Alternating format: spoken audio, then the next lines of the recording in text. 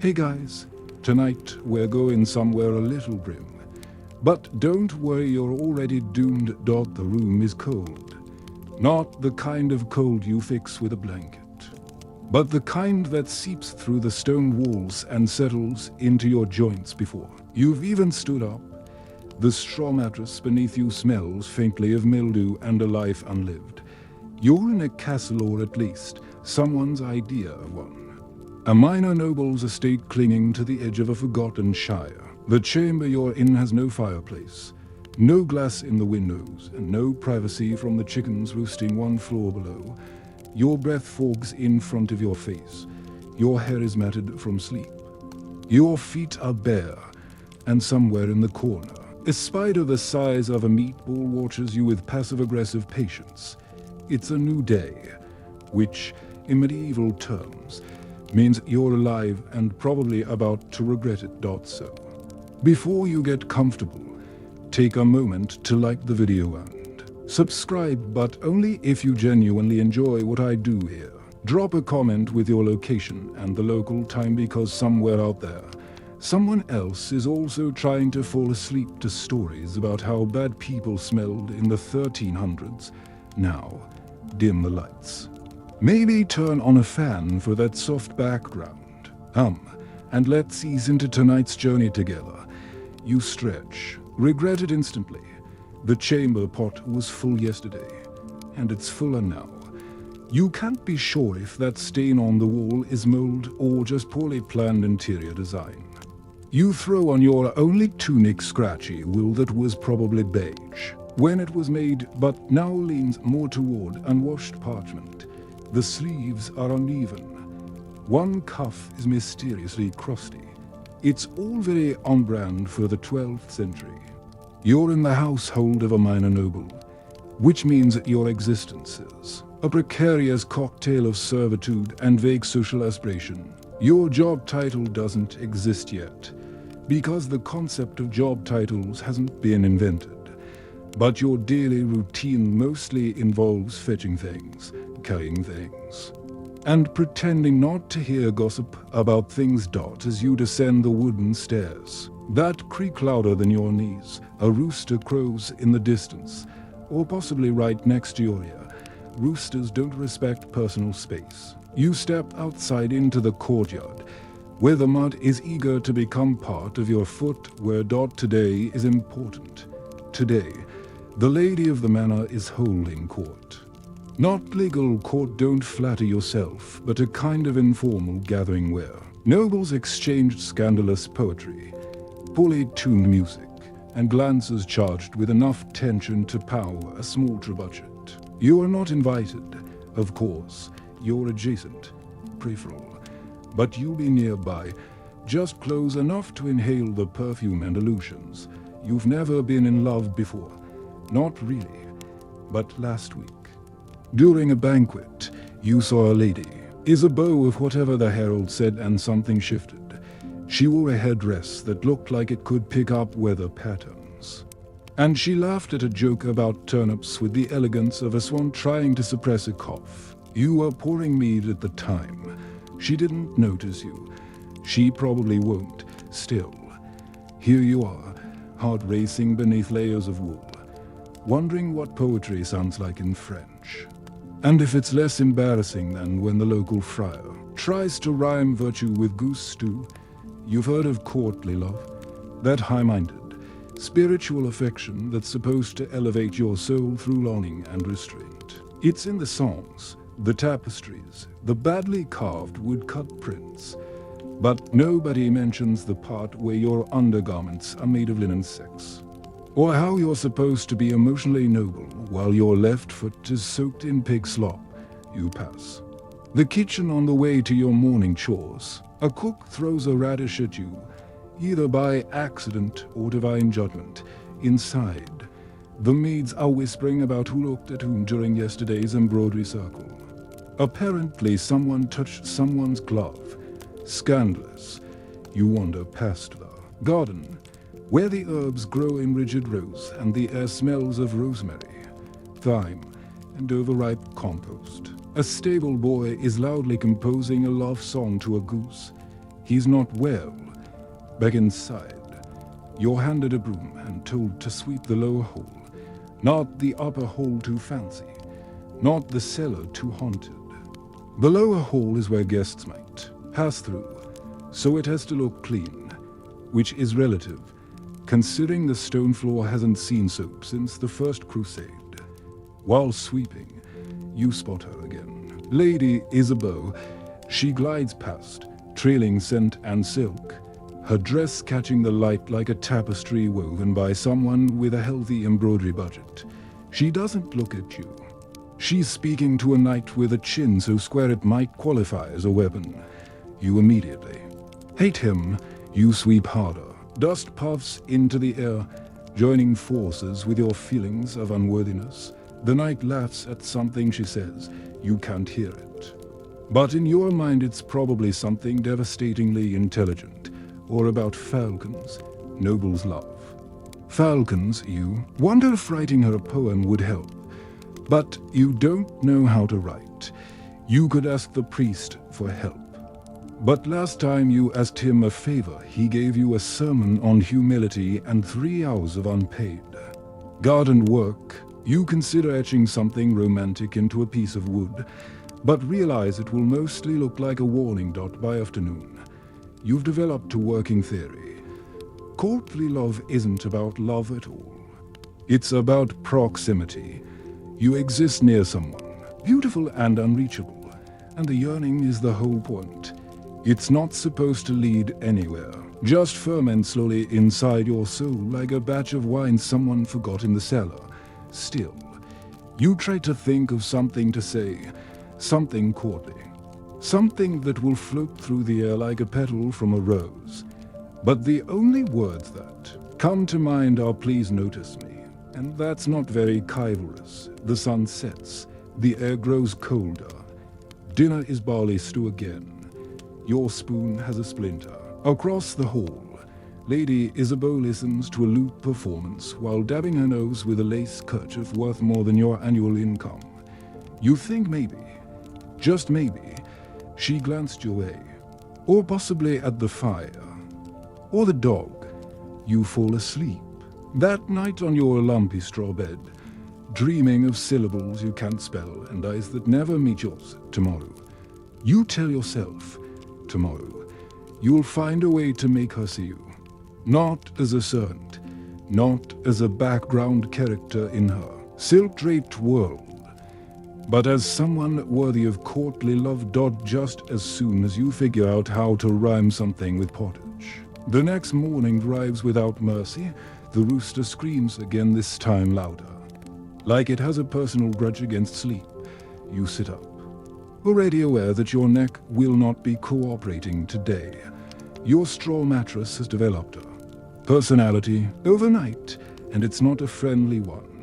The air in your chamber tastes like damp parchment. Your tunic from yesterday is still stiff with dried mud and the sort of stains that historians politely call period accurate.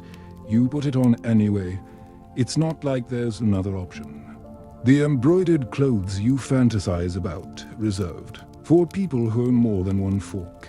Breakfast is a chunk of dark bread that could double as a building material and a woodman cup of something pretending to be ale. You sip it, regret it. It's warm and vaguely smoky, like someone tried to boil moss into a beverage. Today, you're assigned to assist with preparations for the midweek hunt. The nobles will ride into the woods wearing impractical furs and talk about sport while other people do the actual work. You, of course, are one of those people. Your task: load the falcon cages onto the cart and not get pecked. Which brings you again to Lady Isabeau. She loves falcons, talks to them, names them. They respond to her. They ignore everyone else, including you. You attempt to look graceful as you lift the cage. You fail. A falcon inside hisses and does something with its eyes that feels like aristocratic judgment. Somewhere behind you, you hear her voice warm, lilting, perfectly confident. Your heart jumps. So does the falcon. It flaps violently, tipping the entire cage. which you scramble to catch before it topples off the cart. From the corner of your eye, you think she sees. Maybe. Possibly. It's hard to be sure when you're trying to avoid talons and social collapse at the same time. Later, you find yourself sweeping the courtyard again, always sweeping, as if removing dirt from mud could change the world. A visiting troubadour arrives, lute slung dramatically over his shoulder, boots that haven't seen a real road in months, and eyes already scanning for inspiration or free food. He begins singing in the great hall about tragic love and noble longing. The lyrics are suspiciously general, something about eyes like dew and sighs that melt armor. Lady Isabeau listens, clearly entertained. You suspect she likes the drama. You do not write poetry. You barely write at all. But courtly love demands gestures, so you do the only thing you can think of. You steal a scrap of parchment from the steward's table and stab at it with a quill like a man fighting bees. You attempt a verse. My heart, a hawk, soars not over for thee, O lady. Caught in thought, you realize mid-line that you're not entirely sure what caught in thought means. Also, you've inked your sleeve twice. The handwriting looks like a drunk spider walked through it still. You fold it carefully and place it where you think she'll see it beneath her goblet in the dining hall. And then you wait. She doesn't mention it that evening. All the next days go by. You begin to worry it was thrown away, or worse, read aloud and mocked during embroidery. One afternoon, you catch her eye, just briefly, a glance so fleeting it might have been wind. But in your romantic spiral, it's confirmation. She knows. She saw it. She's probably memorizing it. You imagine her lying awake, clutching your smudged scrap like a sacred relic. That night, while feeding the fire in the lower hall, you accidentally burn your finger and whisper a word your confessor would not approve of. You remember that Lady Isabeau once wrote her name in ash on a chapel step during Lent, and suddenly, fire seems romantic. You decide to write another poem. This one is about fire and longing. And also soup. You're hungry. The next day, the troubadour performs again. This time, the lyrics hit closer to home.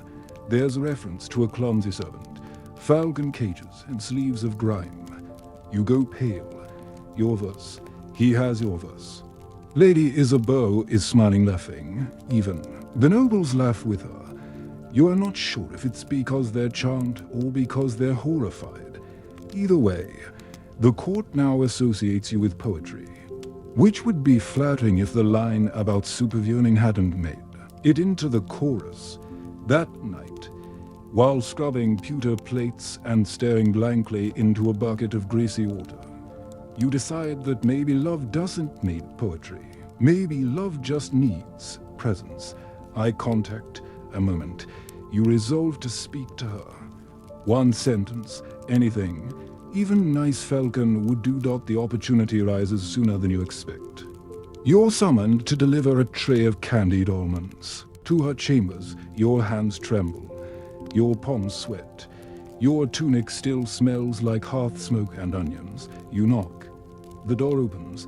She's there, elegant, composed. Probably unaware of your entire internal meltdown. You enter. She takes the tray, says, "Thank you." Her voice is warm. She glances at you briefly and then turns away. You stand there, you open your mouth, and you say, "Your bird is very majestic." She pauses. Nods politely. Yes, he's rather spirited, and that's it. You bow awkwardly and back out like a man dodging a goat. Outside the door, you exhale a breath you didn't know you were holding. The next day, the minstrel sings about the boy who loved a hawk more than life. You are now a legend. An awkward almond delivering, bird complimenting legend. But at least she spoke to you, and in the harsh geometry of courtly love. That's basically a proposal. By now, Your life has become a strange blend of housekeeping and heartbreak. The days blur into each other like smudged ink shows, glances, poetry disasters, and the ever-present hum of longing you're supposed to call ennobling. Your dreams of courtly love are noble, yes, but increasingly itchy. Today, you wake, with hay in your hair and the taste of moldy barley in your mouth. You haven't brushed your teeth because toothbrushing is something the Saracens do, and the best your village priest can offer is chewing fennel seeds and hoping God handles the rest. You stumble outside. The mist is thick this morning, curling between the stones like it's hiding something, probably yesterday's dignity. You pull your cloak tighter and try not to make eye contact with the falcon that now seems to judge you more than ever. You still haven't recovered from the almond tray incident. Your poetic reputation, once non-existent, is now infamous. The minstrel has added another verse, something about eyes like to slightly frightened goats, which hits a little too close to your reflection in the well. But you are not deterred, courtly love.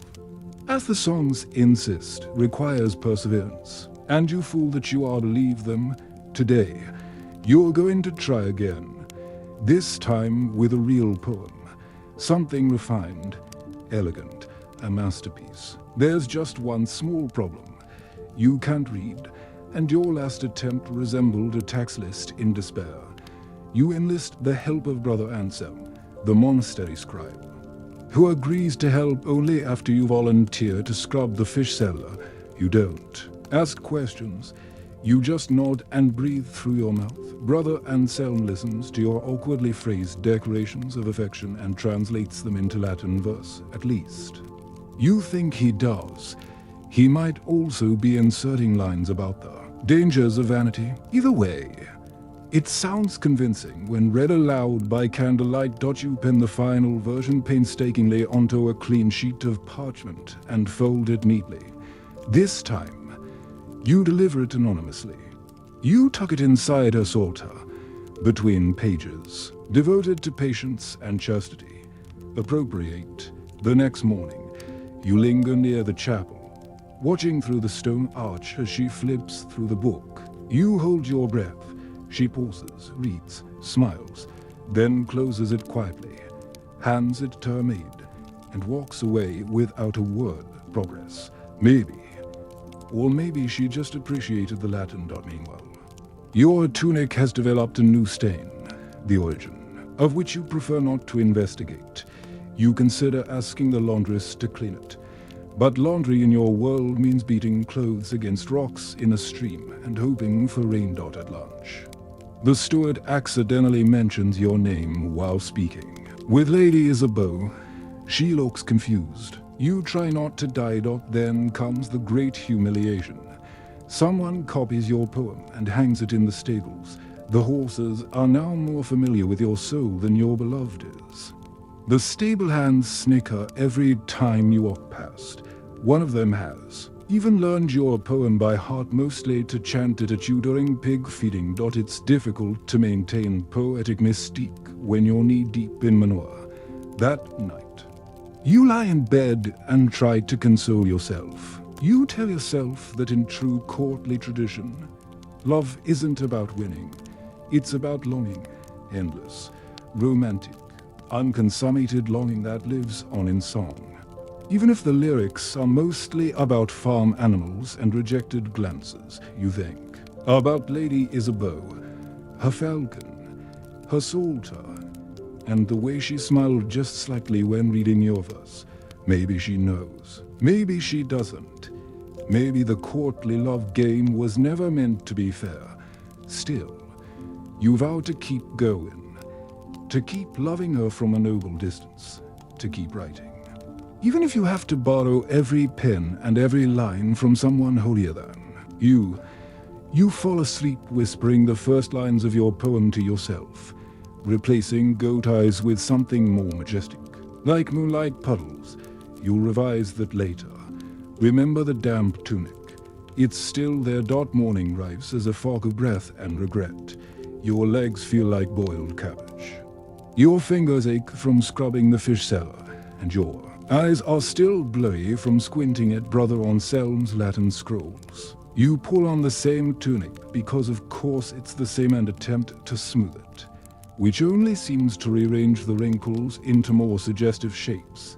Today, everything smells like wet stone. The hearth hasn't been lit yet, and someone spilled ale on the staircase again. Your ankle makes an alarming sound on the way down, but you pretend not to hear it. Love, you remind yourself, is pain, but you hadn't realized it included so many physical hazards. The steward is shouting about the tournament. That's right, the annual display of chivalric excellence and competitive near-death experiences has returned. Nobles and knights from nearby shires will gather to stab, bludgeon, and occasionally flirt their way through the day, all in the name of honor. And as of this morning, your name is on the support list, not the fighting list. You're not important enough to joust. No, your job is even more romantic, loading equipment, fetching water, and holding horses that don't like you still. Lady Isabeau will be there, sitting high in the viewing gallery, shaded by velvet and dripping in lace, pretending to be amused by the blood sport. You will be somewhere beneath her, probably covered in sweat and hay, but maybe, just maybe, you'll get a glance, a gesture, or even better, a token. Because, of course, that's how courtly love works. The lady offers her favor a handkerchief, a ribbon, a cursed sock to a chosen knight, who then rides into battle with it fluttering from his lance. It's romantic, it's symbolic, it's also filthy by the end. You spend the morning dragging shoes and pretending your arms aren't noodles. A knight with an aggressive mustache yells at you for placing his gauntlets in the wrong mood. You don't know what that means, so you just nod and bow and think about throwing them into the moat.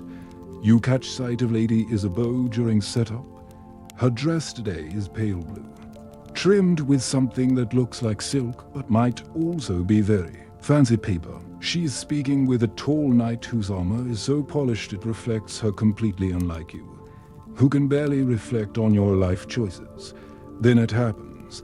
She pulls a small, embroidered ribbon from her wrist and ties it to the knight's arm. The crowd sighs. You feel it in your spleen. You try to focus on your tasks, but your heart is now approximately 3 ounces heavier and pulsing at the tempo of Gregorian chants. You pour water, you mop blood, you try not to vomit when someone gets hit hard enough to lose a tooth. During a break, you sneak away to a corner where the minstrels rest between songs. One of them, an older man with a nose like a parsnip, tells you that he once received a lady's favor. Changed my life, he says, sipping something that smells like regret. Got the flu from it. By afternoon, the tournament is a blur of bruises and banners. You don't notice much until someone calls your name, loudly, publicly. It's the steward. He informs you that a knight has withdrawn, and they're short one body for the mock duel. It's non-lethal, allegedly, more of a spectacle, but they need someone with limbs and no dignity. Congratulations, that's you. You're thrown into borrowed armor that doesn't fit. The helmet smells like old cheese. The sword is wooden, but still capable of concussions. You're shoved into the field, blinking through the eye slits, praying not to die in front of your crush. Across from you is a squire from another manor, equally terrified. The crowd cheers, the lady watches. You raise your sword and immediately trip on your own foot. The next few minutes are a slow-motion comedy of slaps, stumbles, and accidental groin hits. The audience is howling. Even the priest is laughing. Lady Isabeau covers her mouth with a delicate hand, and you swear she might be smiling. Not mockingly, not entirely. You're declared bravely unscaled, which is apparently a compliment. You limp off the field with one boot missing and your pride gently fractured. Later, While retrieving your laundry, you find a ribbon tied to your blanket. You freeze. You stare. It's not hers. It's made of plain wool, and it smells like rosemary and smoke, probably from the kitchen maid. But it's still a ribbon, a token dot and tonight. When you lie in bed, your back bruised, your hair matted, and your poem being used to start a fire somewhere, you clutch the ribbon like it means everything. Courtly love, you realize, might just be public humiliation dressed in silk metaphors. Dawn slides into your chamber like a judgment. Grey light spills across the floor, highlighting every crack in the stone and every questionable patch on your blanket. You are alive, technically, but your spine disagrees. The mock dual bruised parts of you that weren't previously aware they could feel shame.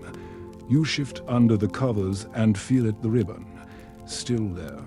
Still tied around your wrist like a sad little banner of almost romance. It isn't embroidered. It isn't perfumed. It might not even be meant for you, but in the grand economy of courtly love, you've decided to accept it as legal tender.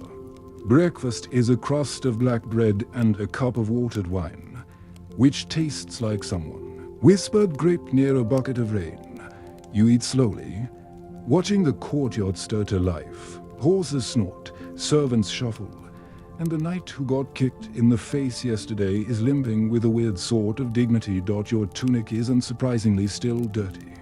You give it a half-hearted shake, which sends out a puff of dust and something. That might be flour or mildew. It's hard to say. Today is banquet day, the post-tournament feast, a social circus disguised as a formal dinner, where nobles dine on questionable meat and speak in metaphor, while musicians gently suffer in the background. You are not on the guest list, obviously, but you are part of the invisible machine that makes it all happen. Your job: serve food without tripping, spilling, or breathing too loudly. Success rate historically low still. You have hope. Banquets mean proximity. Candles, music, wine, opportunities. Maybe she'll notice you. Maybe you'll say something that doesn't involve falcons. Maybe, just maybe, your romantic narrative will finally make sense. You spend the morning polishing pewter, which mostly involves smearing grease in different directions until it looks intentional. Then you help unload vegetables, carrots, turnips, and something the cook insists is meat, but looks more like melted shoe. By late afternoon, the great hall is transformed. Tapestries hang from the walls. Candles flicker in chandeliers fashioned from deer antlers and ambition. Musicians tune their lutes.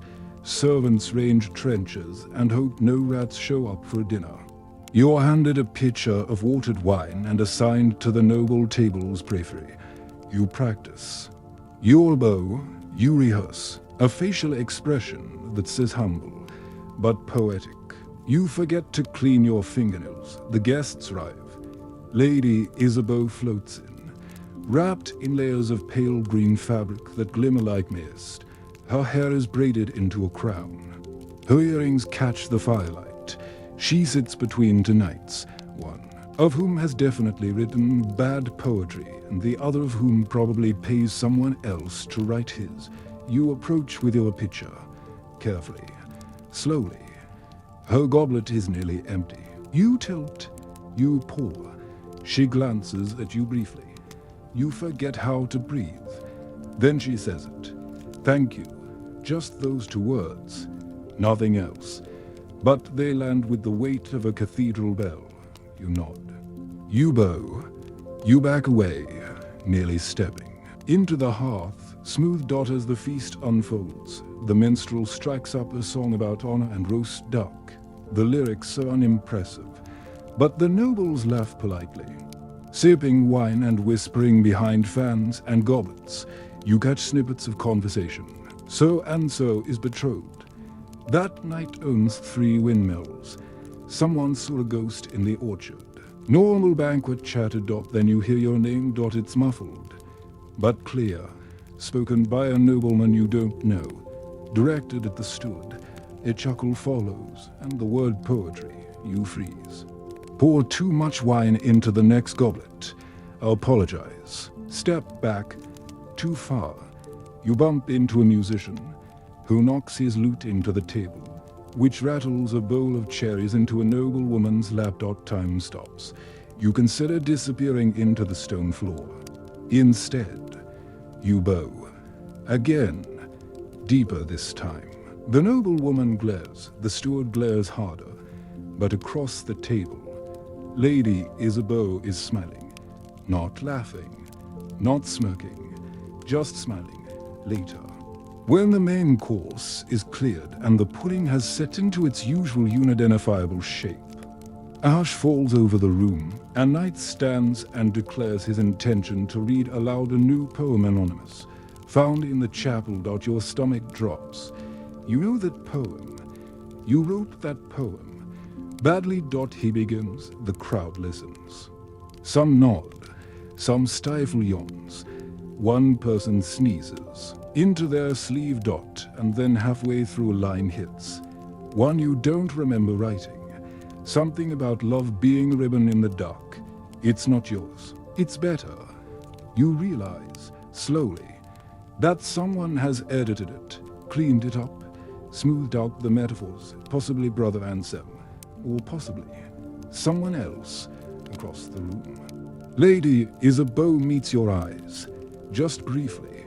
She lifts her goblet. It could be coincidence, or reflex, or thirst. But you tell yourself it's a toast. That night, as you lie in bed, the ribbon still round your wrist, the poem still echoing in your skull, you finally admit it. You are in love, not with a person, really, but with the idea of being in love, with the ritual, the ache, the ridiculous, beautiful theater of it all.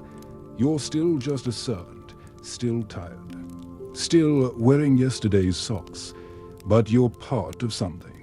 Now, even if your legacy is a line about ribbons, reworded by a monk and read over pudding. It rains the next morning. Not the sweet, cinematic kind of rain, the kind that patters gently on rooftops and smells like earth and poetry. No, this is medieval rain. Unapologetic, diagonal, cold. It seeps through every thatched crack, floods every muddy path, and soaks your tunic before you even reach the courtyard. Your straw mattress has absorbed just enough moisture to squeak ominously when you shift your weight. Your blanket now weighs as much as your unspoken feelings. Somewhere in the corner, the spider has spun a new web with what looks suspiciously like one of your sock threads. Your job today is stables again. The horses are loud. The straw is damp. One of the groomsmen has gone mysteriously missing, probably hiding behind the turnip bins to avoid mucking duty. You, being the unfortunate soul who still believes in consequences, get his tasks dumped onto your day like a surprise baptism. You spend the morning shoveling things no poem will ever mention.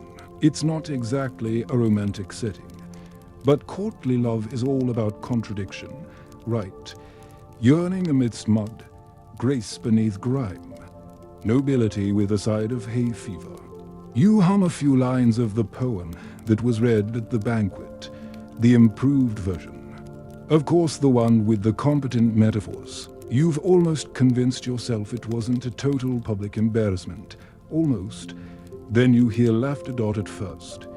You think it's just more nobles passing by, trading gossip and lightly traumatizing the staff. But then you hear her name, Lady Isabeau, mentioned by someone with a tone soaked in sarcasm. You pause, listen. The stable master and one of the guards are exchanging theories, cruel ones about her courtly persona. Thinks she's a duchess because she owns a pearl comb. One says, waited a full month before answering Lord Odric's son. The other snorts, playing the long game. That one. You feel something clench in your stomach. defensiveness, sympathy, or just more of that stale oat porridge from earlier. Either way, you realize something. Even the noblest objects of adoration aren't immune to gossip. The pedestal, it seems, is surrounded by mud. Later that day, you're called to bring a message to the kitchen, a simple delivery, but it takes you past the solar room the nobles use for embroidery, music, and aggressively polite conversation. You hear a voice. Lady Isabeau is reciting something aloud, a poem. One you've never heard before. It's about longing, about silence and thunder, about a bird that sings even though no one listens. Your breath catches, because this one sounds like hers, not edited, not borrowed, hers. You keep walking, because you must. But for the rest of the day, the lines echo in your mind. You wonder if courtly love is a two-way street after all, or at least a dirt path where people sometimes wander in the same direction. By evening, your arms ache from lifting barrels. Your boots are soaked. Your tunic has begun to chafe in ways you didn't know could. You sit by the servant hearth, warming your feet and pretending your heart isn't trying to compose sonnets using soot and the smell of turnips. One of the older maids sits beside you. She's seen everything. 3 lords rise, for a castle's fall, 2 forbidden affairs, and 1 incident involving a juggler and a goose. You've got that look, she says. You pretend you don't. The look of someone writing love stories in their head while their hands smell like stables. She adds. You nod. Because it's true, she chuckles. Don't waste your heart to high, boy, but if you must, keep your eyes open. You thank her, sort of. That night, you lie in bed thinking of that poem, the bird, the silence, the idea that someone else, someone noble, composed, and painfully out of your league might also be tired of being looked at but never seen. You picture her not as the glimmering lady of banquets and falcons, but as a girl who sometimes writes things she'll never share, just to feel a little more real. And suddenly, the whole idea of courtly love shifts. It's not about climbing towards someone. It's about meeting in the middle of the discomfiture. Tunic, her pearl comb, your stables, her soul, and maybe recognizing that both of you are trapped in performances that don't quite fit. It's not poetic, but it might be true. The sun finally emerges the next morning, weak, pale, almost apologetic, but it's still enough to cast golden lines across the courtyard and warm the stones just slightly beneath your feet. You're still cold, still sore, but the air carries the faintest scent of lavender and baked bread, which feels almost luxurious after a week of wet hay and boiled onions. Your tunic is slightly less damp. This feels like victory. You brush off yesterday's grime, which resists in patches, and try to tame your hair in a puddle reflection. It doesn't help. You look like someone who just lost a joust to a mule. Still, something feels different. Lighter. You cross the yard to the well and draw water. Your arms protesting with each pull. The bucket groans. The rope sticks. You splash your face, gasp, from the cold, and immediately regret opening your eyes because across the courtyard, Lady Isabeau is watching. Not staring, not gaping, just noticing. And then, with the poise of someone raised in silk and rules, she walks away. Your face burns hotter than the tea you'll never be served.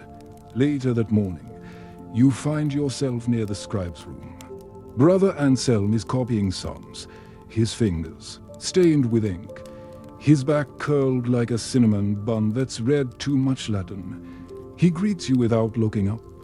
Another poem. He asks dryly. You hesitate. Maybe. He raises a brow. For the same lady. You nod. He sighs. Try not to make it about birds this time. You sit beside him on a wooden stool that wobbles like your confidence. You try to form the words. You describe her walk, her voice, her silence, the way she looks at people like she's half listening and half someplace far away.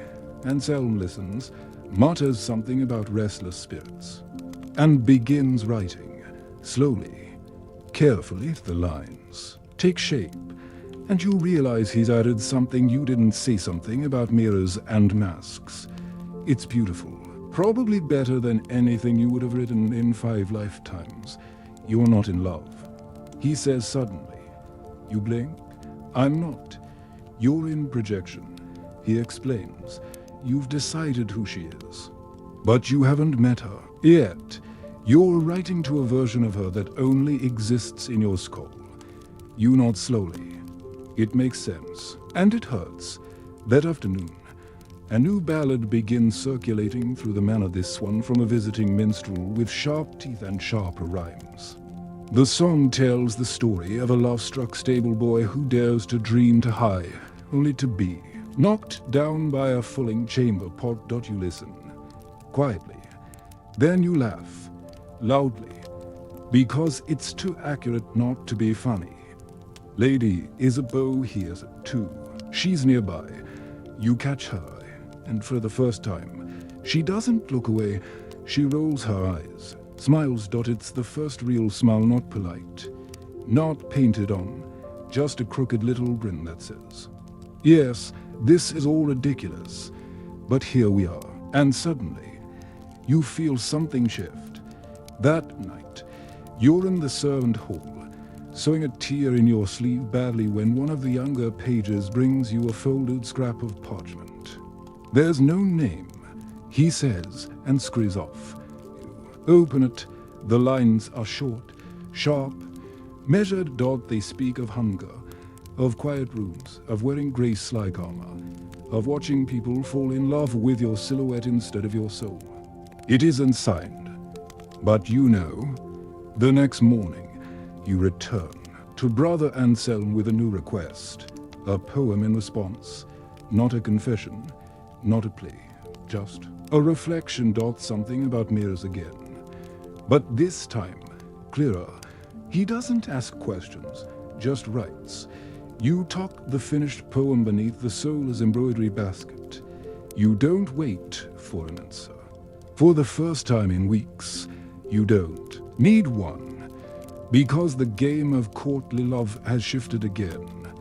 No longer a performance, but a quiet exchange, a secret duet between people who know how exhausting it is to be watched but not seen.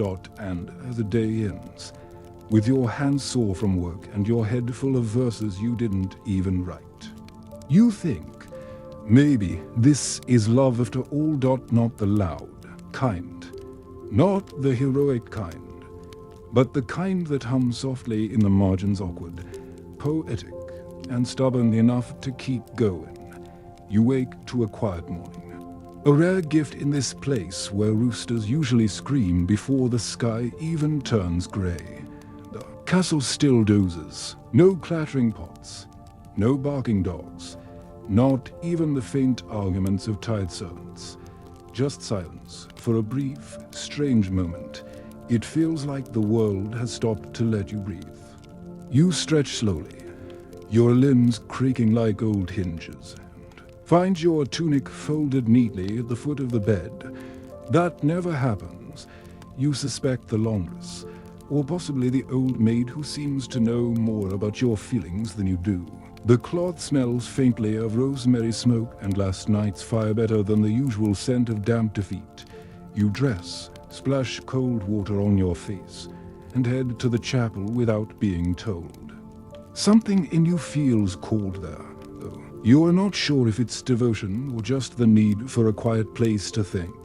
The chapel is small, stone walls, narrow windows, and a constant draft that refuses to leave. The saints carved into the archway stare down with unreadable expressions, judging everything, including your posture. You kneel, more from habit than belief, and glance. At the pews there, resting neatly on the front bench, is a folded piece of parchment. No seal, no ribbon, just waiting. You hesitate. Look round, then. With the reverence of someone handling relics or love letters, or both, you pick it. Up dotted as another poem, shorter than the last, sharper, too. There's a rhythm to it that feels like footsteps in snow measured. Deliberate, quiet but heavy. It speaks of walking far without arriving. Of listening through walls. Of wanting to be known and still staying. Hidden. It doesn't mention you. Not directly. But somehow, it feels like it's about you anyway.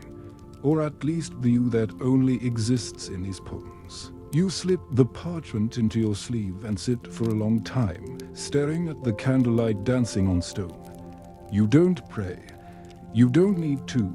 The moment is already sacred in its own odd and blessed way. Later, you're sent to assist with preparations for the manor's pilgrimage. Every few years, the nobles perform this great act of spiritual humility by riding out in expensive shoes to a dusty shrine and back again, speaking of their piety while drinking wine and commenting on the weather. As a servant, you're expected to pack, walk, carry, and not complain. You're also expected to keep up with the horses, which you definitely cannot. The plan is simple. Depart at sunrise, reach the shrine by dusk, pray, eat bread, pretend you've been transformed spiritually, and then walk home blistered and proud. The cots are loaded with food and linens. The knights polish armor they won't need. The ladies prepare veils and psalm books and facial expressions appropriate for public holiness. You are handed a pack filled with cheese, dried pears, and a dented flask of weak wine. You start walking. The road is long, muddy in parts, rutted from wheels, too narrow for proper conversation. Which is probably for the best. You march beside a donkey that has clearly lost its will to live. Behind you, Tepejas argue about whether saints prefer figs or apples. Ahead, Lady Isabeau rides in a modest cart, cloaked in grey, her hair tucked beneath a veil that still somehow manages to look like woven moonlight. She is silent, unreadable. You try not to stare. But your eyes are treasonous things. Hours pass. The sun climbs. You drink the wine, which does nothing for your thirst but makes your thoughts warmer and less embarrassed. You begin to wonder what she's thinking, whether she'll read again, whether you should respond. You remember on cells, warning not love, but projection. You remind yourself of this, then forget it again. Then remember, just long enough to write a reply in your head, one that you'll never deliver, full of lines about long roads and quiet girls who might also be tired of being watched instead of seen. At midday, you stop to rest in a field of dry grass the nobles eat under a silk canopy. You sit near the edge of the woods, chewing on a hard piece of bread and watching it dismantle a beetle. There's a strange peace in this, a kind of rhythm to being beneath everyone else. Someone offers you a piece of honeycomb. You take it, surprised. It's sweet, soft, fleeting. You think of it as a metaphor. You're in that kind of mood when the procession begins again. You find yourself walking beside the cart, not on purpose, just near. Lady Isabeau doesn't speak, but she doesn't move away either. You walk like that for nearly an hour, saying nothing, letting the road do the talking. At one point, your shoulders brush lightly. A breath of contact. She doesn't flinch. That evening, you reach the shrine, an old stone building shaped like a forgotten memory. The nobles kneel, pray, light candles. You do the same, though your prayer is wordless. Just breath and silence and something tender inside your chest that refuses to go away. You see her again by the well, washing her hands. She glances up, smiles, then says the first full sentence she's ever directed at you. Did you like the one about listening through walls? You can't speak. You just nod. She doesn't wait for a praise. She just finishes washing her hands and walks away. You sit there for a long time, your knees stiff, your heart louder than it ought to be. You think, for the first time, that maybe this isn't just performance. Maybe this whole ridiculous courtly ritual has created a space for something real, something quiet and odd and terribly inconvenient, but real on the way back. Your boots split, your feet blister, you miss dinner, but none of it matters. Not really. Not when a line of poetry can turn into a question, and a question into a glance, and a glance into a frettle, likely. Beautiful thread pulling you just slightly closer. The road back from the shrine is less ceremonial and more damp. Pilgrimage fatigue settles across the group like a wet wool blanket, and nobody is trying to look holy anymore. The nobles are quieter, their veils askew and tempers fraying. One knight has removed his greaves entirely and now walks barefoot.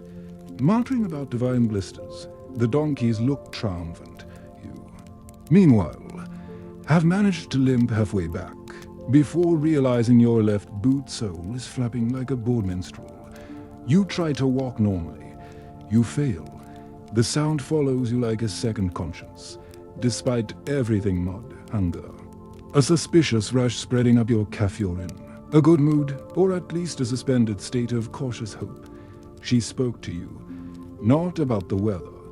Not about supper. She asked if you liked the poem, the one about listening. And it wasn't just the words, it was the way she said it. Like a thread connecting, something invisible between you. It felt real. Not decorative, not theatrical. Just real. By mid-morning, the cart hits a rut in the road and one of the wheels cracks loudly enough to startle the falcons. Everyone stops. You're sent to help assess the damage, which is beyond your skills. But no one expects brilliance from you, only willingness. While the wheel is being repaired, the party rests beneath a sparse canopy of trees, and the mood is grim. Food is running low, the wine is gone. Even the snobbiest of nobles have started to smell like mortals. One of them tries to fan herself with a piece of bark. Lady Isabeau steps down from the cart to stretch. You see her glance at the broken wheel, then at you. No words, just a glance. Then she sits against a tree, her knees drawn up beneath her cloak, and takes out a scrap of parchment, writes something, folds it once, waits, doesn't look at you again. You walk past, slowly, as if headed toward the water skins. She doesn't move. The parchment is tucked loosely in the crook of her elbow. As you pass, it slips. You catch it. She says nothing. Neither do you. You don't even read it right away. That feels too obvious. Instead, you tuck it into your tunic and pretend it doesn't exist for the rest of the afternoon. Back at the manor, life resumes its usual rhythms. The kitchens hiss with heat. The hallways echo with boot steps and arguments over grain ledgers. You're sent back to the stables, where a pig has somehow escaped into the grain bins. It takes 3 people and 1 broom to solve. By the time you find privacy, it's dusk. You climb the old stone steps to the bell tower, not used anymore, except by servants who need error secrets. You unfold the note. It's not a poem this time. It's a confession, but not a romantic one.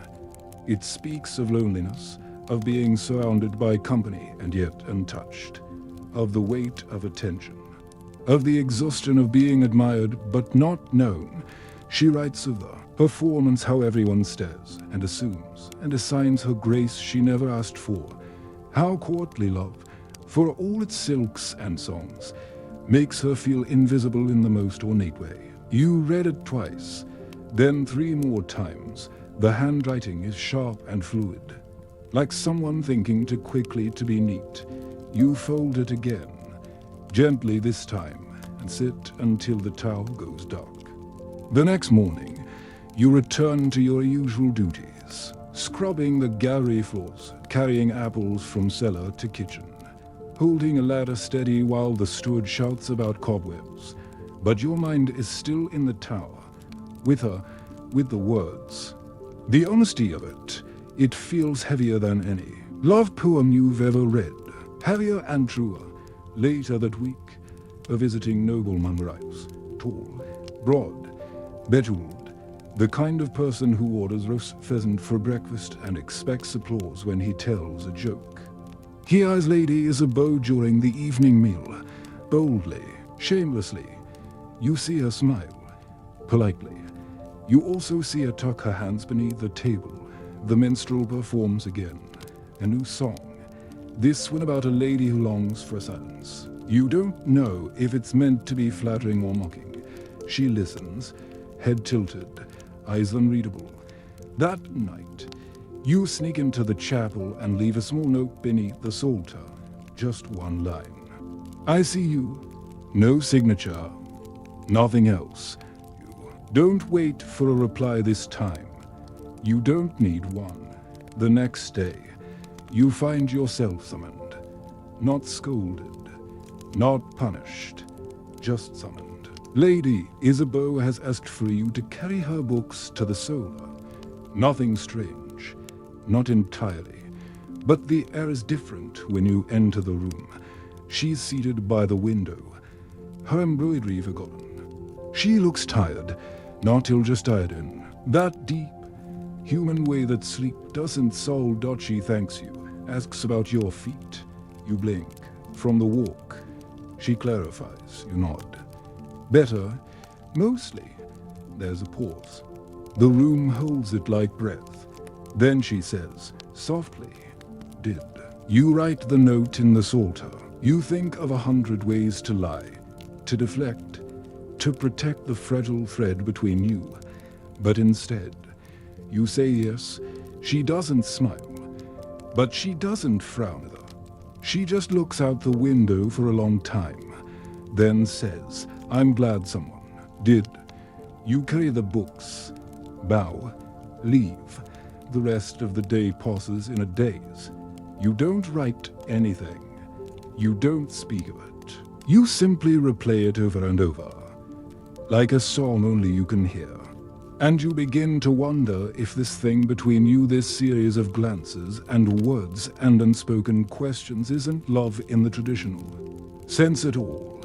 Not the kind with sonnets and tournaments and ribbons, but something else, quieter, stranger, maybe even better, because it doesn't ask for performance. It asks for honesty.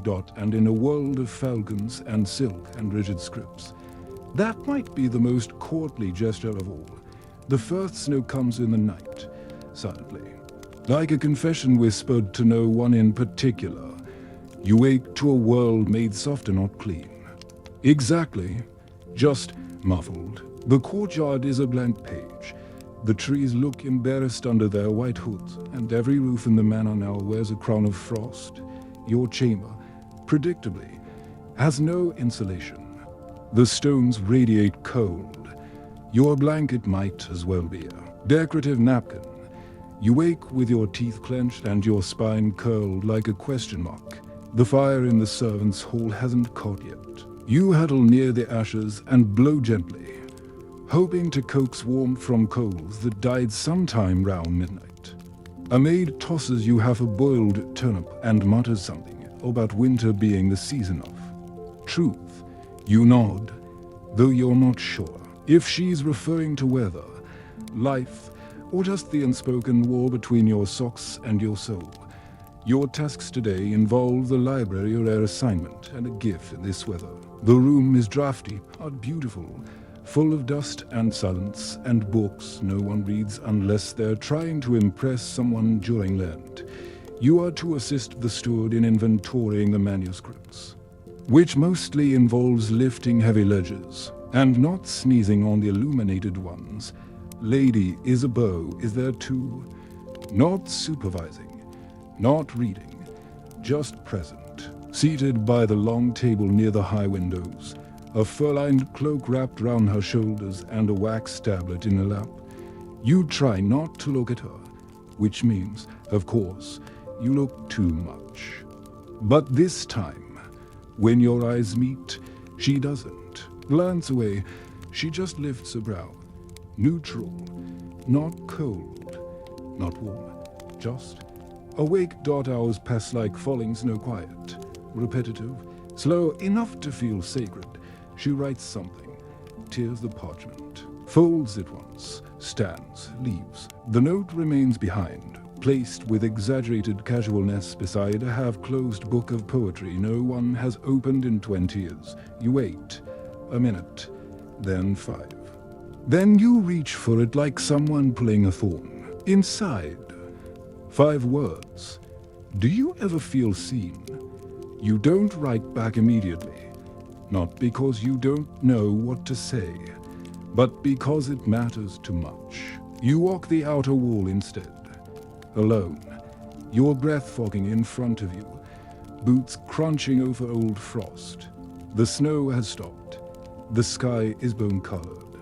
You think about the question, not the words, but the ache behind them later that night. When most of the manor is asleep or pretending to be, you slip into the scriptorium. You write your reply by candlelight, the ink freezing slightly in the well, only once. But I remember it. You leave it between the pages of the same poetry book. Not hidden, but not obvious either. Just enough for her to find it if she looks. Again, not the next morning. She passes you in the corridor, says nothing. But there's a moment to beat where her sleeve brushes yours lightly, intentionally, like punctuation.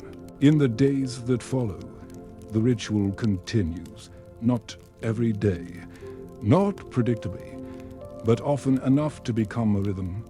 Notes exchanged through books, through scraps folded beneath pew cushions, through a line scribbled in charcoal on the back of a kitchen order, never signed, never direct, but unmistakably hers and yours. The subjects wander poetry, yes, but also the absurdity of court etiquette, the weird texture of boiled parsnips, the fact that the Lord's dog snores louder than most of the staff. She writes with a sharpness that makes you laugh.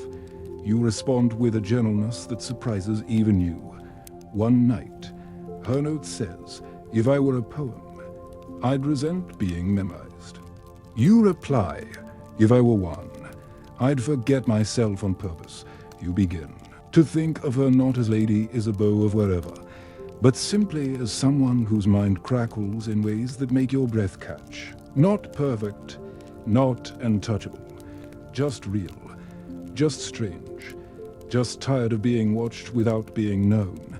The rest of the world continues oblivious. The steward still yells about grain. The minstrels still write mediocre songs. A rumor spreads about a haunted barrel in the wine cellar. Life refuses to pause. But you found something tucked beneath the noise, an invisible thread. A private corridor carved between 2 performances. One laced with metaphors, with frost, with restraint. One afternoon, a visiting noblewoman spots you in the hallway. She waves you over, asks your name, smiles with the sharpness of someone looking to collect something. She compliments your air of quiet sensitivity. You almost laugh. You nod instead. Later, you mention it in a note. The reply comes swiftly. She sounds exhausting. You grin at that for hours. Still, nothing is spoken aloud. Not directly. The rules are too stiff, the walls too thin. You exist in the footnotes of a larger story. But you don't mind. The margins are safer and far more interesting. By the time the snow starts to melt, your fingers are stained with ink and your thoughts are entirely rearranged. You no longer ache in the same direction. You still long, but it's not for admiration. It's for understanding, for recognition, for the strange relief of being met where you live, not where you pretend. And in this world of banners and borrowed glory, that feels almost holy. Spring begins as a rumor. The icicles drip with impatience. The ground softens reluctantly, and The air carries just enough bird song to suggest that someone, somewhere, is warming bread in the sun. Your tunic still smells like wool and effort. But at least it no longer clings to your ribs like a damp accusation. Your boots are newer now, slightly less humiliating than the ones that split during the pilgrimage, though they squeak when you walk. You pretend the squeaking is deliberate, maybe even stylish. The manor begins its seasonal shuffle. Windows open. Tapestries are beaten half to death in the courtyard. The steward becomes unreasonably obsessed with cleanliness, and suddenly your days are filled with polishing, sweeping, dusting, and unpolishing and repolishing things that were already fine. You're reassigned from the stables temporarily. The steward says to help prepare for the spring festival. The event is designed to renew the soul and celebrate fertility, which, judging by the preparations, mostly means flowers, meat, pies, and awkward dancing.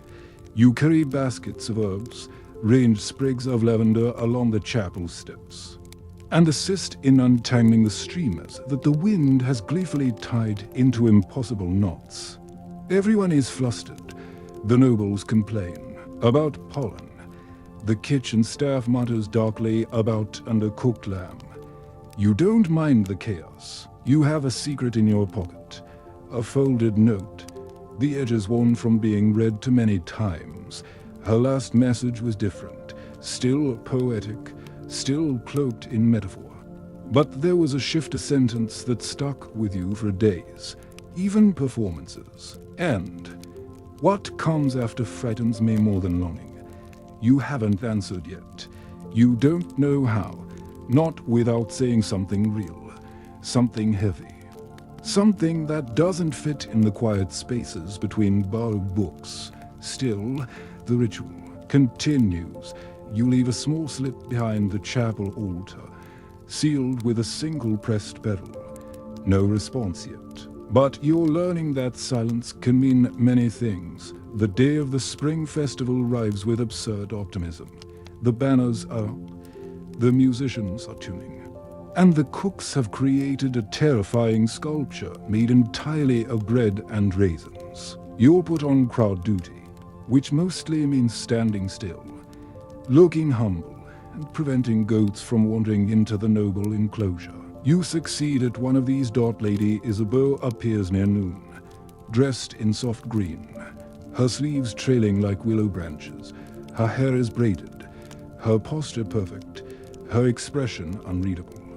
She moves through the crowd with the practiced grace of someone who has been watched her whole life and learned to wear it like armor. You feel the distance more sharply than usual, hundreds of eyes round her, expectations weighing her steps. While you stand next to a barrel and a goat, with boundary issues still. When your paths cross briefly, she lets her hand brush the corner of the table where your list of tasks sits. A folded note appears beneath her palm, then she's gone, swept into conversation with a visiting priest and a boy who keeps trying to juggle apples. You wait. 5 minutes, 10. You finally slip the note into your sleeve and vanish behind. The ale tent. The words are simple. I'm tired of being symbolic. You sit with that sentence like it's a hot coal. She's always been composed, careful, woven into the fabric of ritual and role. But now she's unraveling. Not in a tragic way, just enough to show the thread. You write back in haste, your fingers smudging the page. Then let's stop pretending. We don't exist. You leave it in her psalter again. Because old habits die where they're safest. The next day, you're summoned. Not by the steward, by her, officially. You're to help prepare the solar for summer move furniture. Open windows. Curry in the new reeds for the floor. You're told this in passing by a page, who seems nervous, like he's delivered a message from the moon. You expect her to be absent when you arrive. But she's there, sitting, waiting. The air between you feels like a held breath. I liked what you wrote, she says without looking up. It was clumsy, but honest. You smile, Clumsy is fair. She sets aside the book she isn't reading and rises. Walks slowly across the room until she's close enough to lower her voice. "Do you know why courtly love never ends with anything?" she asks. "No marriage, no domesticity, no actual closeness." You shake your head. "Because it's safer that way," she says. "Everyone gets to perform. No one has to risk being real." You don't say anything. There's too much that wants to come out all at once. So you do the only thing you can. You stay. She nods slowly, as if your silence was the answer she needed. Then, without ceremony, she lifts her hand and places something into yours. Not a ribbon, not a note, just her hand. For a moment, then she turns, walks to the window, looks out at the garden, the festival banners now sagging from last night's rain. You leave quietly, the imprint of her palm lingering, like a second heartbeat in your fingers. That night, there is no note, no reply, but you don't feel lost. You feel something new, something not shaped like a sonnet or a story, something not designed to be admired. You feel, seen, not in performance, not in longing, but in presence.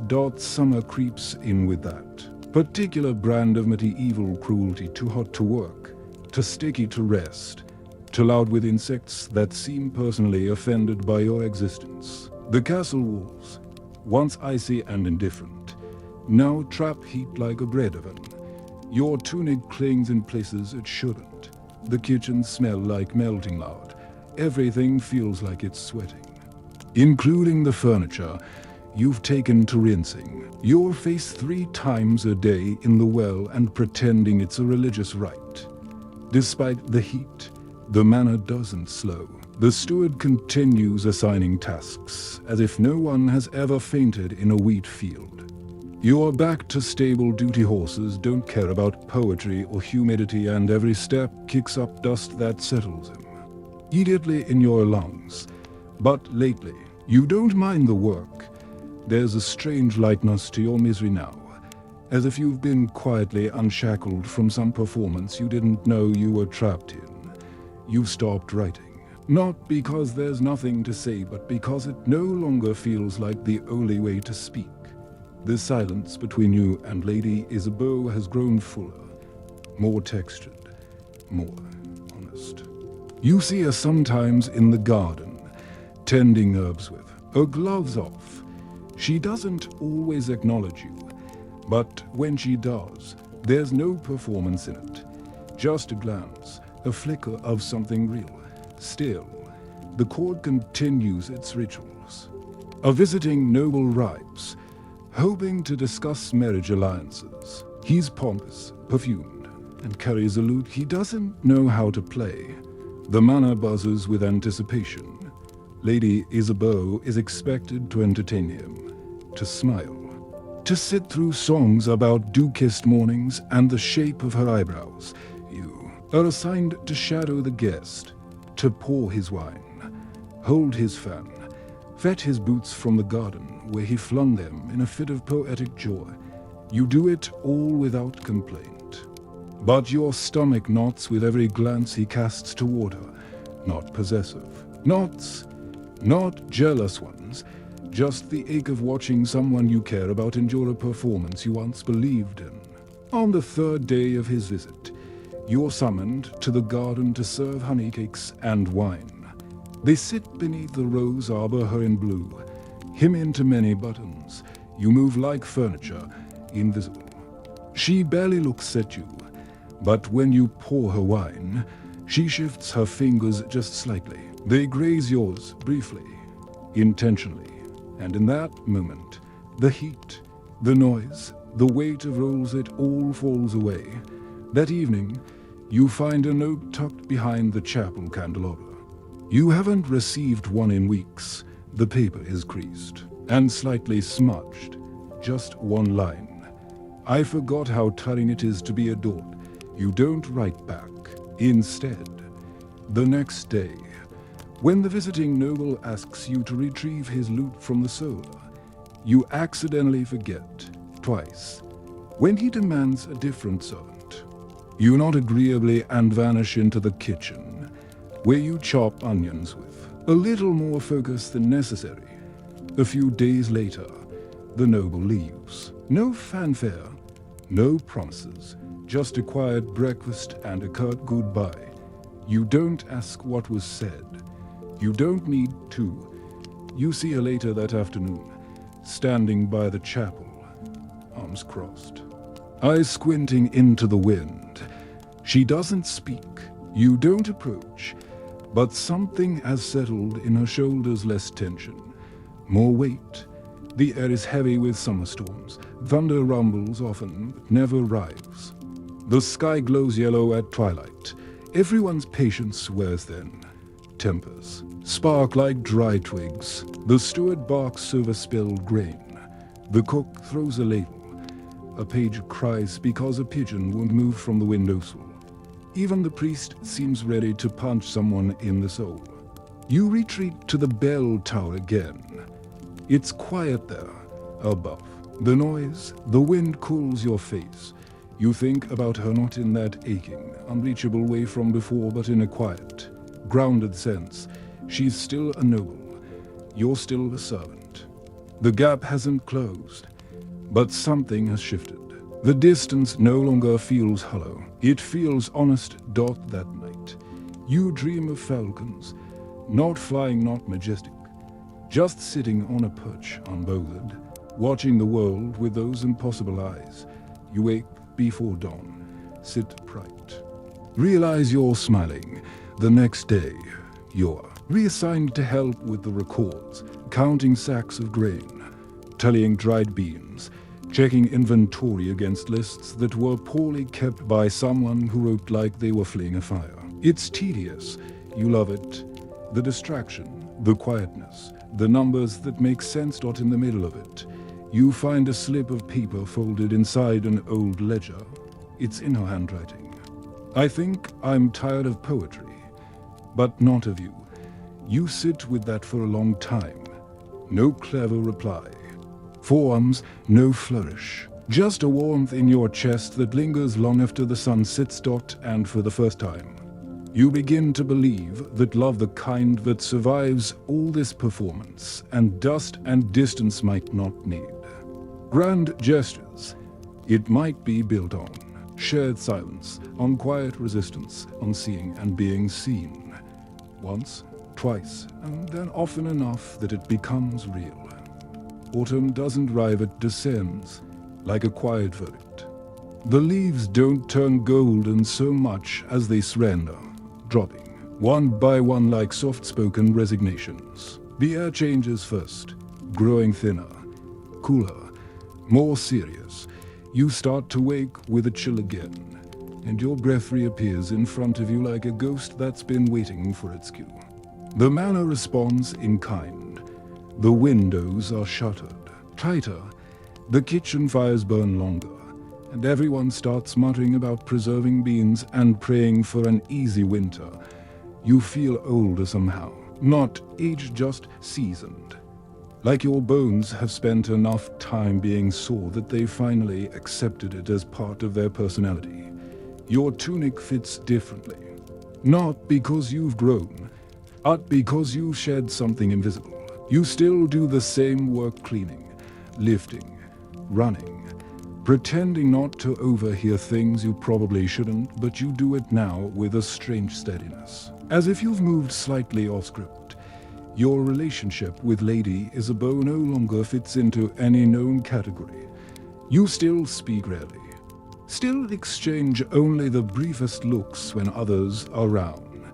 But there's a new ease there, a kind of shared rhythm. She doesn't write as much now, and neither do you, but the notes that do appear are sharper, warmer, less cloaked in metaphor. You've stopped folding them so precisely. Sometimes they're written directly on the back of ledger pages or the margins of prayer books. Once, she handed you one openly, no audience, no excuse, just placed it in your palm and walked away. That one simply said, Isn't it strange how something real can grow out of so much pretending? You still carry it, not in your sleeve, but tucked in the seam of your boot, because now it feels less like longing and more like proof. The manor prepares for the harvest feast. It's the biggest event before winter settles in. The last riot of warmth and food and song before everything goes grey and quiet. You're tasked with helping set up the whole, polishing the wooden beams with oil, ranging tables in absurdly symmetrical lines, and making sure no one forgets to add sage to the roast poultry. The decorations are simple this year: gourds, candles, bundles of herbs, but they somehow make the place feel softer. Like even the stone walls are trying to be welcoming for one night. Lady Isabeau is, of course, central to the evening. She'll sit beside her father, nodding politely at visiting dignitaries and offering small, ceremonial smiles to knights who spent most of the year enjoying each other in tournaments. You'll be invisible again, back in the margin of the story. You know this, you accept it, but still, as you sweep the floor beneath the high table, she passes by and says, almost lazily, "Don't forget to polish the candlesticks near my chair. I'd hate for the wax to drip again." It's nothing. It's everything. A whisper of recognition disguised as a chore. That night, the feast hums with false joy and overcooked parsnips. The minstrels play too loudly. The nobles talk too much. Someone mispronounces the name of a visiting baron, and a toast is made to Sir Godfrey of Goosefoot. You try not to laugh while pouring cider. Lady Isabeau looks radiant. Of course, she always does in candlelight, soften, unreachable, like she's glowing slightly from within. But you watch closer now, and you see what others miss: the fatigue in her posture, the way her fingers fidget with the stem of her goblet, the slight narrowing of her eyes when someone makes a joke at her expense and expects her to smile. You leave early. You're allowed.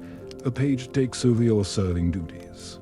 And you slip out into the night air, grateful for the cold on your face. You walk to the edge of the orchard, to the same bench you sat on that summer after the guest with the too tight trousers finally left. You sit, breathe, wait. She joins you half an hour later. No cloak, no entourage, just herself. She doesn't speak at first, just sits beside you, hands tucked into her sleeves, eyes fixed on the stars. "I'm not supposed to be here," she says eventually.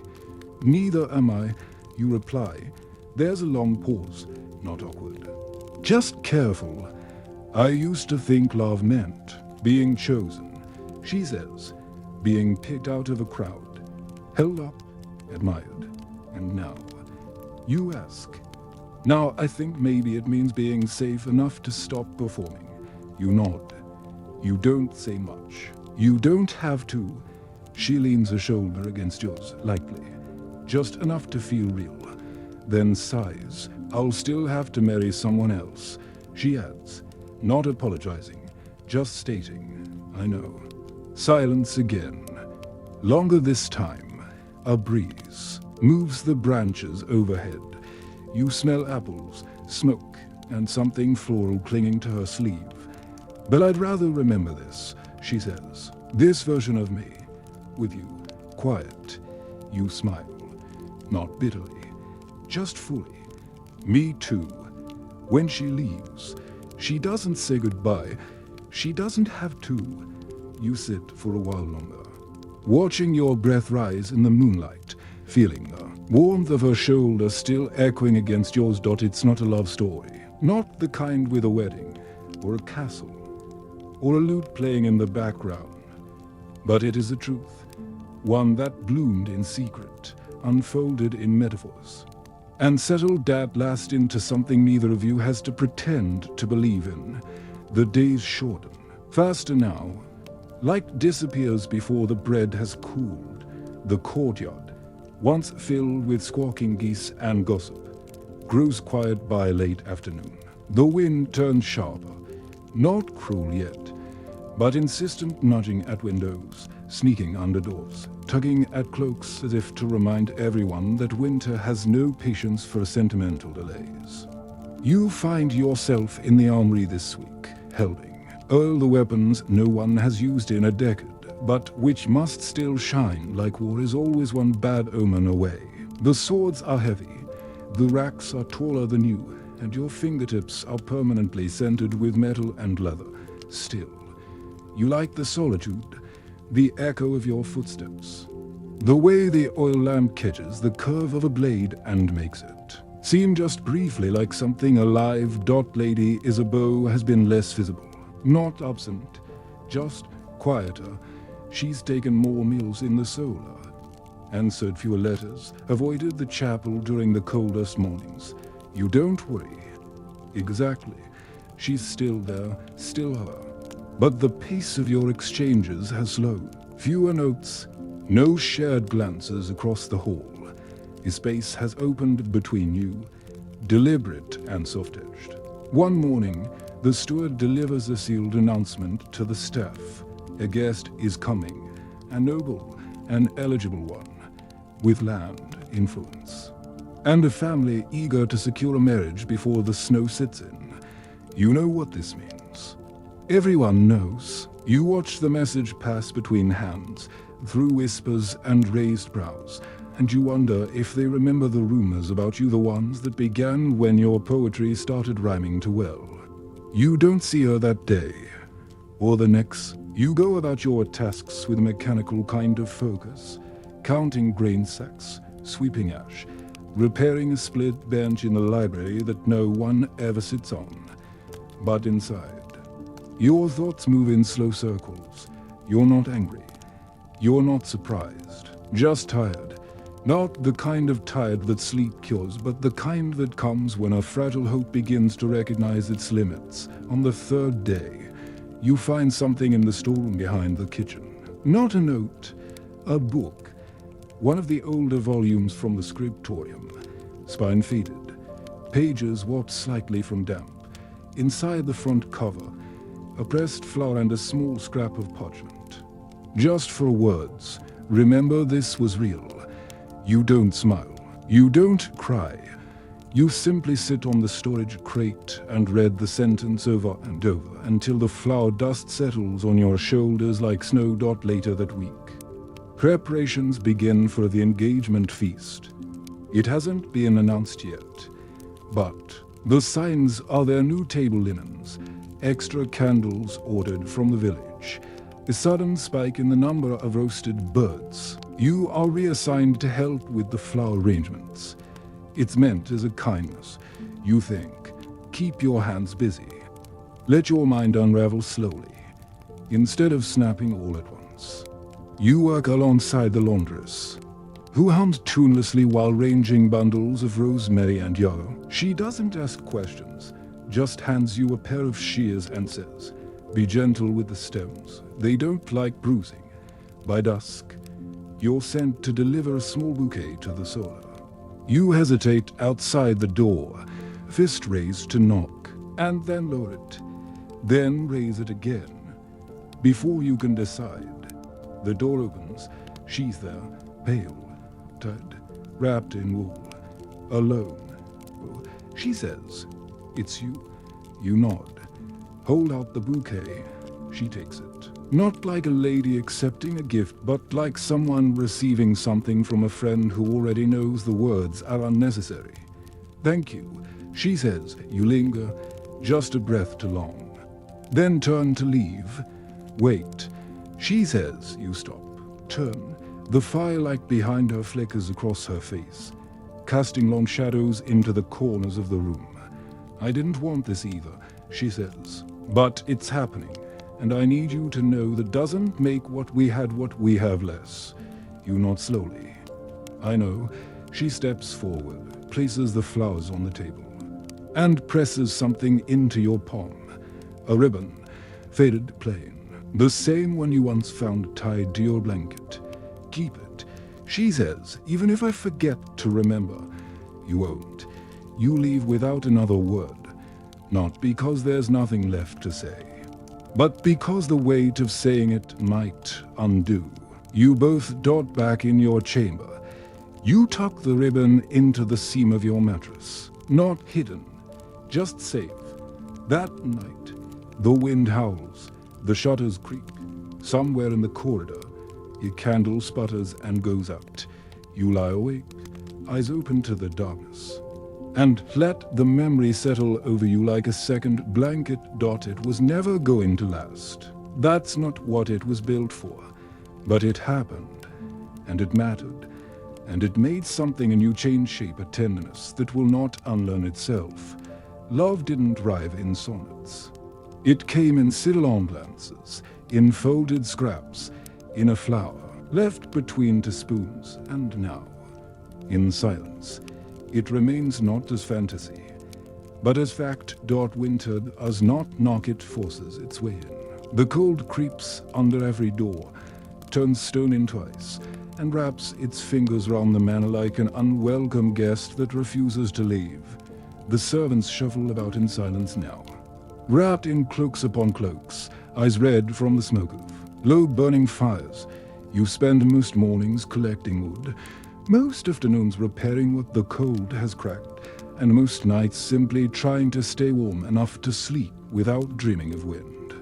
The engagement was made official 2 weeks ago. It was announced after Sunday Mass in the Great Hall, over a table of boiled cabbage and dry cheese. There was no cheering, no songs, just a polite murmur, a bowed head, a few congratulatory nods that carried less excitement than one might hope. Lady Isabeau stood beside her future husband, a man with decent posture, a silver belt, and the personality of lightly salted bread. He didn't seem unkind, just determined to be a husband in the way one might be determined to build a fence functional, symmetrical, stable. She didn't look at you during the announcement. She didn't need to. You haven't spoken since. Not directly. There have been number notes, no glances, no quiet meetings near the chapel door. Just the echo of what existed, humming beneath the silence like the memory of a bell long since rung. You are reassigned to the grain ledger, where your job is to count winter stores and update the steward with how much hope the manor has left in sacks. You do this without complaint. It is easy work, mechanical. It allows your body to move while your mind floats somewhere else, in the space where last summer's garden still exists. And ribbons still mean something more than ceremony. One night, while fetching salt from the cellar, you find yourself near the soul again. The room is lit, warm, humming with low conversation. You pause outside the door, not listening, just existing near it. And when the voices fade and the fire burns, lo, you see a reflection in the window, alone, standing, holding something, a book, maybe, or just her hands. You don't approach. You walk away. That has become your new kind of bravery. Later, in your chamber, you finally unfold the piece of parchment you've kept tucked beneath your mattress since the engagement. Blank. You'd left it blank on purpose, unsure of what. Words could live in the space between what you felt and what you could say. But now, in the bitter stillness of late winter, the words come easily. You were never the poem. You were the reason I wrote one. You don't send it. Of course not. You fold it. Set it gently in the drawer. Not hidden. Not waiting. Just done. The manor prepares for spring. Though the snow still owns the fields, seeds are counted, fabrics are mended, and the halls echo with the strained optimism of those pretending the sun will return soon. You begin to sleep better, not because anything is fixed, but because something inside you has accepted that not all closeness ends in staying. One morning, while cleaning the chapel's stone floor, you find a slip of parchment beneath the third pew.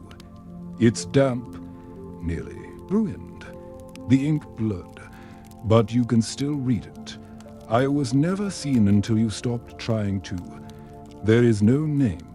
There never was. But you recognize the handwriting the way you'd recognize your own steps in the dark. You tuck it away, not in your sleeve, but in the pages of your ledger notebook, between barley and oats. Between things that sustain dot, and that's how it ends. Not with a kiss, not with a vow, not with a song sung beneath a balcony or a last-minute dash through the snow. Just this, a story folded quietly into the grain of ordinary days, a truth lived gently, then let go. You still see her sometimes, at a distance, by the chapel, or near the falcon news. Her veil string in the wind, she still carries herself like poetry elegant, deliberate, composed. But now, you don't reach toward her with your eyes. You just let her be, fully, unbothered by your gaze, and in doing so, you finally feel free. Tonight you've traveled far not across mountains or seas, but through the slow, quiet corridors of yearning and restraint. You've walked alongside the kind of love that doesn't demand a grand ending or a tidy lesson, but simply wants to be felt, even for a moment, even in silence. And that's enough. Sometimes love isn't a destination, it's a pause, a glance, a single warm second in a lifetime of cold ones. The world you wanted tonight was made of candlelight and corners, of hidden words and half-held glances, and of two people who found something rare in a place that never taught them how to hold it. But still, they held it, briefly, carefully, as best they could dot so as your breathing softens and your thoughts begin to blur at the edges. Remember, love doesn't always arrive with answers. It doesn't always stay, but it leaves things behind. Kindness, clarity, a better version of yourself that you didn't know you were waiting to meet. Let tonight's story rest inside you like a folded letter scent, perhaps, but unforgettable. Let your shoulders drop. Let your jaw unclench. Let your eyes grow heavy beneath the quiet weight of being seen. Even here, even now, the candles are out. The hall is still. The snow has settled. There is nothing more to chase. No more words to search for. Just this warm breath, this quiet ending, the small, strange joy of remembering that you are not alone. You never were.